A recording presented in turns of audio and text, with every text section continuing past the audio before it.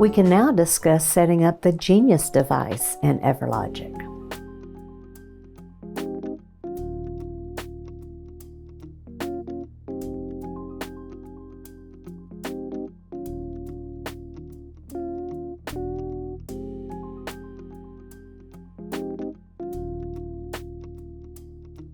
Unlike other hardware that integrates with EverLogic, the credit card device does not connect to the computer.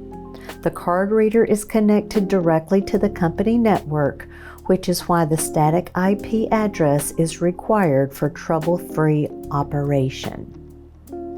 Notice that the device will need a power outlet and a Cat5e or Cat6 Ethernet connection to the network. The device itself has Ethernet ports and a power jack connector.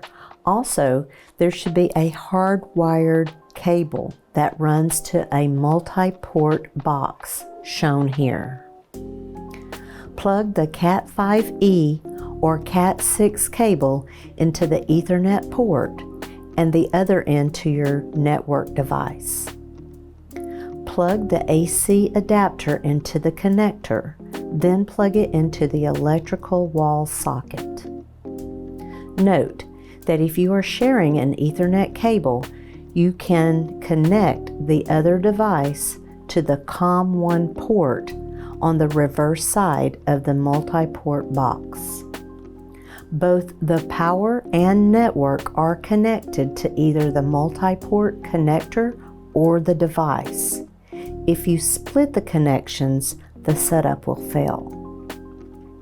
To connect directly to the device, connect the AC power adapter, then connect your Cat5e or Cat6 cable. Connect the AC adapter to the power socket and the Cat5e or Cat6 cable to the network device, and your Genius device should now have power.